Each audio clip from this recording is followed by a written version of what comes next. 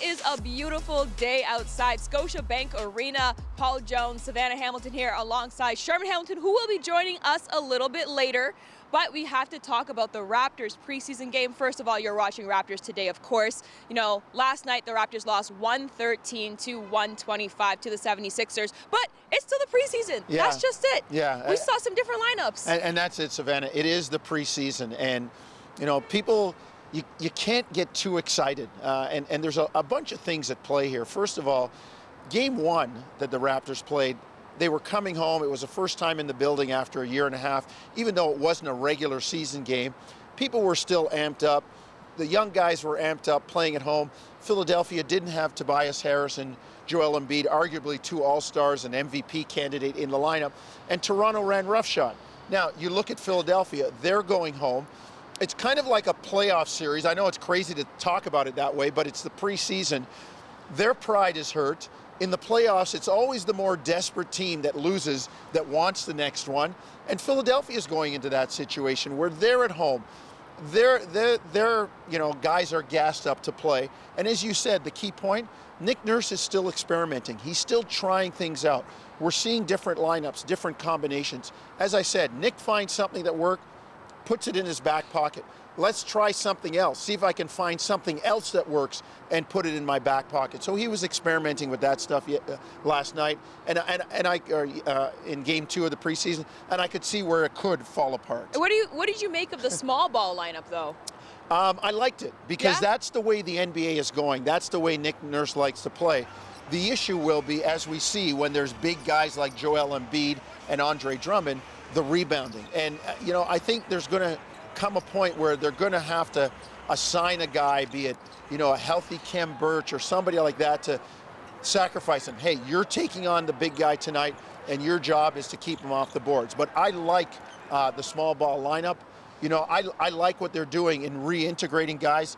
Gary Trent's a guy, Savannah, that saw his first action in the preseason. Absolutely. He's a guy that joined us last season towards the end, mid-season. We got him for Norman Powell, of course, but he had a 40-point game last season, and now here he is entering his first game of this season, and he performed pretty well. You can't complain. He had 12 points in about 20 minutes, and so he came in contributing. He's that spark off of the bench. Yeah. He really contributes and stretches out the defense offense because you have to guard him. He had a really nice spin move on the corner elbow, which just is a beautiful shot to see. He's going to be one of those guys, when you go to the bench, you get that production. Absolutely. Yeah. And actually, we got to talk about one of those guys who will get production this season, and that is OG Anunoby. Let's talk about it because we already know he's so solid defensively, but let's go to the offensive side. What have you seen from him? Can he take a bigger step? Savannah, you kind of watched his offensive game develop. Every year, it seems to be right on the cusp of breaking out. I mean, he's handling the ball more. You can see a growing and a growing infusion of confidence into his game. He knows he can take people. He's starting to hit stuff in the mid-range, taking the ball to the goal, and he gets a lot of stuff on the defense too. So it may not be spectacular, it may not be in your face, but OG has this emerging offensive game, and I love the way it's looking. I love the fact that he is becoming a little bit more hungry, kind of hunting his offense a little bit, because he looks around, he says, well, Pascal's out, Boucher's out, there's Fred, there's me. I'm going to be a guy that tries to take some of the scoring load. So I like that, and he certainly has all the tools in his toolbox to try and get that done. Well, I would like to see from OG as well as, maybe some potential extra leadership or involvement. He's kind of that stoic guy, kind of that non-verbal, at least to us, the media. He might be different in the locker room, of course, but, I would like to see him take that role as well. I think there's a big opportunity for him there. Yeah, there is, and we can continue to talk about other guys getting opportunities, Savannah. Yes. There's a lot of them. One of the guys, too, and you look, when you're a leading rebounder, it says something about you, and that's Justin Champagnie. Absolutely. Justin Champagnie, what a great outing he had as well. He contributed 10 points on the offensive end, but, what really speaks to me personally is his defense, and that's just a part of the Raptors culture, of course, that Nick Nurse preaches. He's been buying in. You can tell he's really embedded himself in the system and has owned that role as being a hustler, a hard worker. He's going to be that gritty player that gets on the floor, and that's something that for a defensive player back in my day, that made me excited. So he's very excited to watch. What was your takeaways from him? No, I like him. I mean, he's gritty, he's tough. He has a nose for the ball, and he's not afraid. And that's something you look at. You look at him as maybe undersized, but as I said, when you're a leading rebounder at that size, it tells you something about your grit, your determination, and your willingness. And something that we've talked about before. With this kind of a lineup, the Raptors are going to depend on deflections. The year before the pandemic, when the pandemic hit, the Raptors were one of the top 5 teams in loose balls recovered. So when you're getting deflections and that ball is going off kilter and it's not going directly from A to B, now you've got a loose ball. A guy like Justin Champagnie, he's the one. A guy like Fred VanVleet, they're the ones that are grabbing those 50-50 balls, those loose balls, and they're putting them as turnovers in the other column. And when you get a live ball turnover, you're usually going to get something good out of it. Absolutely. We're going to head now to the team who spoke. We're going to hear from Nick Nurse himself, as well as Gary Trent Jr. We just would continue to play as I was working out, going through preseason. Precautionary, better be safe than sorry. It's fine, simple, got through it. Getting better every day, continue to work, get better. You could say that. Obviously, as we're going to continue to go through the season, we're going to build that. Conversations have been here and there, but, as we continue to go, as we continue to play, continue to fill out what everybody does and what can do and guys can't do, and we'll figure it out. You could say that, just with the little things, when guys drive, for example, you see Freddie VanVleet in there a lot, mucking it up and getting the ball and stealing and coming in, flying all over, running all over. That's kind of our mindset and contest shots and that type of thing. But like I said, we're going to continue to watch film every day, myself and my team. We got a lot of young guys on this team, so I'll continue to get better every day. I wouldn't necessarily say that, but obviously I know my role, I know where I'm at, I know what I can do. I believe in myself. So I wouldn't say because we have young guys, I need to score more. But I just will come in, play my game, and do what I do best. I think that you get there's a lot of lessons, I think, Doug, we can take from it. I think that you understand, from one game to the next, each game's a new game, right? Like you don't just, you shoot the ball really well, you run up and down the floor, you understand that, especially when you're playing the same team, they're going to be more determined and make, do things at a faster speed, and you got to be ready for that and the physicality.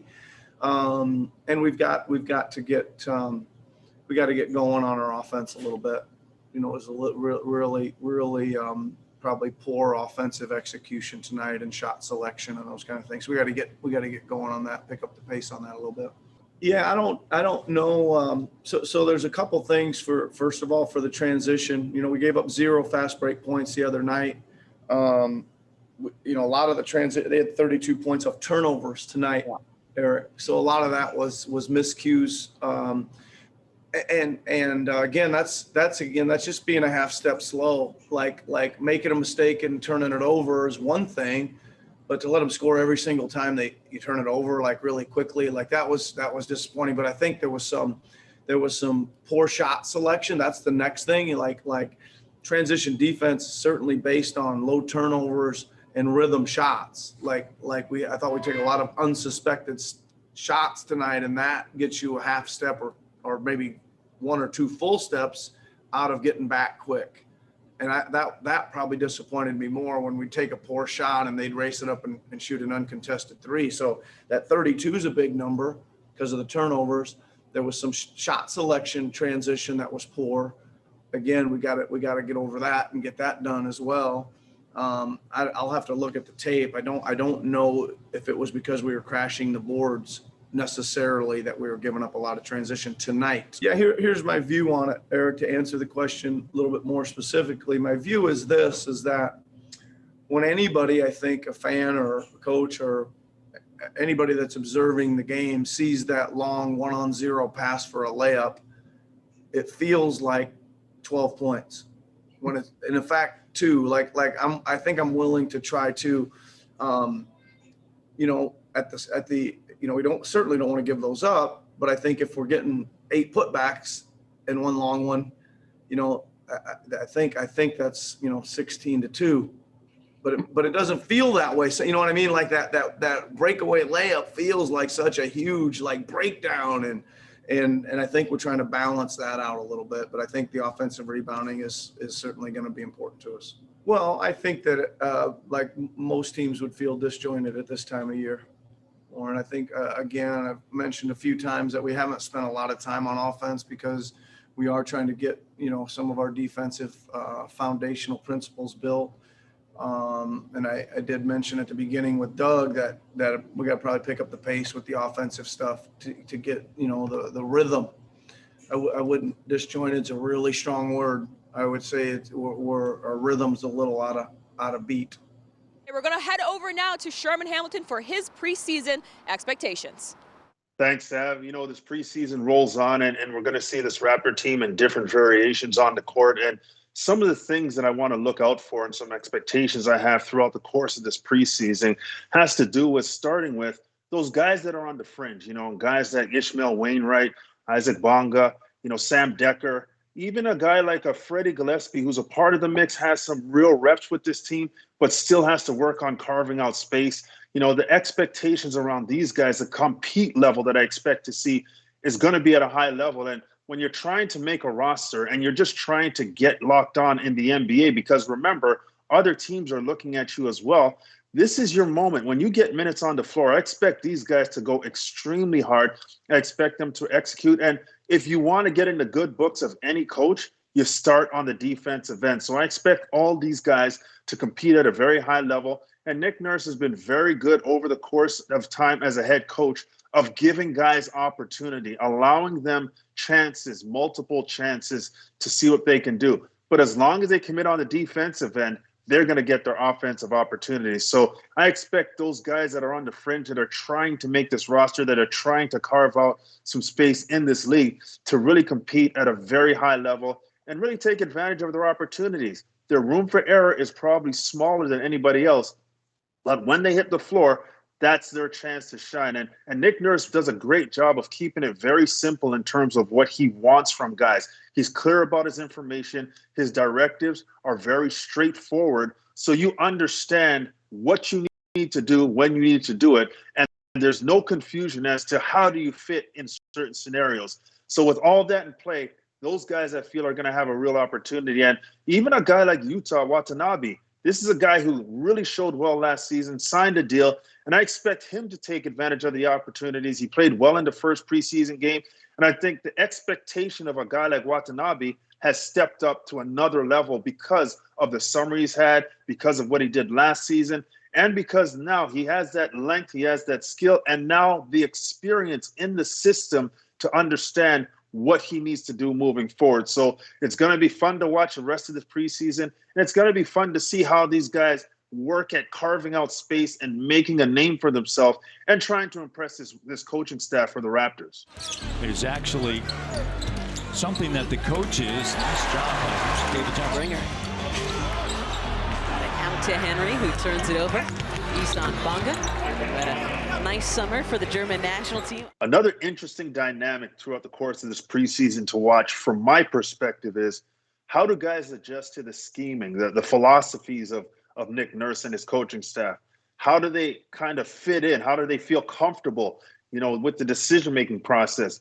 What I really enjoy about Nick Nurse's offense is he allows multiple ball handlers to be involved. Decision-making is on anybody with the ball in their hands. The ball movement, the body movement, the unselfishness. And then how do you fit in on that side of the floor? Do you have the skill sets that are requisite to be able to fulfill those obligations in terms of being a screen and roll player, being a facilitator, being a ball mover in the offense, and understanding the drive and kick philosophy? So those kind of things are going to come into play as this preseason rolls on.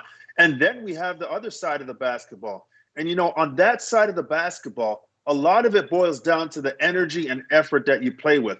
I think coaches understand that efforts in the defensive end and mistakes that are made on that side of the basketball are much more tolerable when they're made at a high level. And I think that's what everybody has to do in this situation. From a defensive perspective, we know this team is built on their length, their ranginess. They're going to want to play multiple positions. And I think with guys on this roster, guys who are maybe here for half the year, like a Gary Trent Jr., this is a guy who's going to have to figure out that side of the basketball because we know he's aggressive offensively. But I think overall, the scheming on the defensive end, It's what's going to make the difference for this team. And that's what Nick Nurse has hung his hat on his whole time as a head coach. You've got to be able to defend. And the schemes aren't difficult in terms of being able to communicate, rotate, and react, but you have to put the effort in to make them really, really good. And so far, what we've seen under Nick Nurse is guys, whether it be preseason or regular season, there's buy-in and there's understanding of how much commitment there has to be on the defensive end to get that leeway on the offensive end. So it's going to be interesting to see how everybody fits into the scheming. And one thing we know about Nick Nurse is that he's a player's coach. He's going to allow you to play on the offensive end if you bring it on the defensive end. And I think guys understand that and appreciate that about Nick Nurse. So as this preseason rolls on, I'm very interested to see how guys really adjust and react to the different defensive and offensive schemes that Nick Nurse implements throughout the course of this preseason. Third in the quarter. Malachi Flynn now in, running the point for Toronto. Flynn, pretty impressive from outside the arc. Now, for the vets, the preseason is a totally different animal. Veterans don't want to be playing every game. They don't want to be involved in every single practice and every single drill. However, for the Raptors, the vets, they're younger vets, and these are guys who are still forming and still rounding into their careers and understanding that they've got to really pace themselves from what's happened the last couple seasons to what they're going into a full 82-game schedule. There's going to be an adjustment. So they're going to have to really pace themselves and make sure that they're prepared for all phases of the regular season and potentially the playoffs at the end. But understanding that they need to get reps, they need to be involved. A lot of new guys on this roster, so they need to kind of integrate with these guys and understand tendencies and get familiar with places on the floor guys want the ball and how guys operate. They're going to have to be involved throughout the course of this preseason. I expect them to play a few games in the preseason. They're not going to take a lot of minutes away from other guys, but they've got to get their reps. They've got to get their rhythm. They've got to be put into positions that we know that we're going to see them in throughout the course of the regular season. And for Nick Nurse, with a team who's a lot of young vets on this team, he's got to get everybody together, get them coherent and together playing on a level that they understand everybody's movement within the offense and, more importantly, defensively, how his team is going to react. And one thing is for sure, that young players, when they're playing and they're playing free and with energy and they're all over the floor, sometimes they can get lost in terms of understanding the schemes of things. That's where your veteran guys come in when they're on the floor, get people into position, get the young guys to calm down and understand how to play at a pace that's going to create successful moments at different junctures of the game. So the vets are going to be involved. They expect Pascal, ready to continue to do what he does as a leader. OG to continue to do what he does.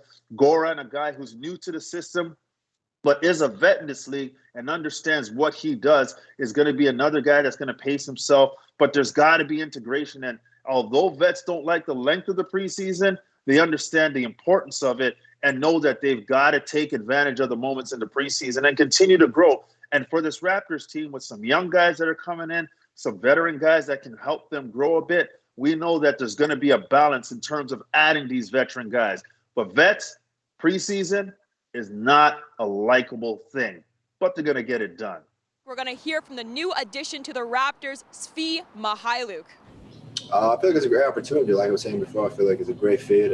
It's a great young group of guys. Everybody play hard. Everybody play for each other, and I feel like it's going to benefit everybody. Everybody not selfish. I feel like today we got stuck with the ball a little bit, but we still learn each other. It's just second game, preseason. It's a lot of new guys, a lot of young guys who really young. So we're trying to listen to the Fred, OG, Pascal, the guys who've been here, just learn from them and just carry it over on the court. I like consistency. I like doing the same stuff. I feel like that's, for me, I feel like it gives you the most chance to success. Great, thanks so much. Appreciate it. Thank you. We just heard from Svi Mykhailiuk. He's a player that has come onto this roster, I think, a little unexpectedly for a lot of us, and he really had contributed just immediately. But what's your thoughts on him? Savannah, with the way the NBA is going now, and the advent and the productivity of the three-point shot, a guy like Svi Mykhailiuk is important for a few reasons. One, just his presence on the floor. People have to pay attention to him. He will stretch the floor. He will make those shots, and that gives other guys opportunities. It gives them opportunities to play one-on-one. If there's just a half a body length being paid of attention to Svi, then somebody else is going to get just a little bit more space. And then you talk about his three-point shooting, his ability to move without the ball too, and relocate for those three-point shots. He might be in one spot, the ball gets moved, he's cutting, he's moving, now he gets open somewhere else. So his play on the perimeter is key, his cutting is key, his presence is key, and then you see other things from him too. I watch him take the ball to the goal at times. He knows he can't live totally beyond the three-point arc, so he will drive the ball to the goal. He will put his shoulder down, and then that gets him to the line, and that helps out other things like your defense. So the three-point shooting is really important from him, but Savanna, it's also important from other people. Raptors top 5 in attempts, top 5 in makes last year, not great in percentage. And they're going to have some other guys step forward with that. Absolutely. And one of the other guys that have stepping forward, has been Precious Achiuwa, who really did not. Yeah. That was not his game last year at the Miami Heat, but now he's taking a bit of a different role this year. He's expanding his game, which I like the fact that the Raptors are giving him that opportunity to do so. However, if you're talking about the three-point shooting that we have currently on this team, I think OG Anunoby, who actually has a great shot from outside, he doesn't take a whole lot of them all the time. However, when he does, it's pretty effective. But then, we go into other players who are not currently on the court right now, Pascal Siakam, Chris Boucher. And one thing to Svi, what I liked about his game, and you mentioned it, is the fact that he's always moving and cutting, because I swear the greatest shooters know how to get themselves open as well. But let's talk about rebounding on this team, because, that's something that could be a strength or a weakness depending on the lineup, but let's talk about it. Well, it was a weakness last year, Savanna. Yeah. And, Nick Nurse has talked a lot about the defense, and it's great when you can turn people over and score from live ball turnovers. Those broken floor situations are really difficult to stop. I mean, it's tough to stop a 3-on-1, a 4-on-2, those unexpected turnovers. But the other tenet of your defense is rebounding. And your defensive possession ends with the securing of a rebound. Raptors were 28th in rebounding last year. That was an issue. You have small or let's say long athletic lineups, and they might be good in wreaking havoc and creating turnovers, but when that doesn't happen, you need to rebound. So they're going to have to, kind of find rebounding by committee, gang rebounding, nobody leaking out, everybody on the glass. That's going to be a real key for their defenses here, finishing possessions with rebounds. Absolutely. Hopefully we get to see that tomorrow, Saturday, the 9th of October. They'll be on the road playing against Boston. So you can check that game out on TSN2. That is all for the Raptors Today crew from Jake LaRue and Alex, Paul Jones, Savanna Hamilton, and of course Sherman Hamilton. Thank you for watching another episode of Raptors Today.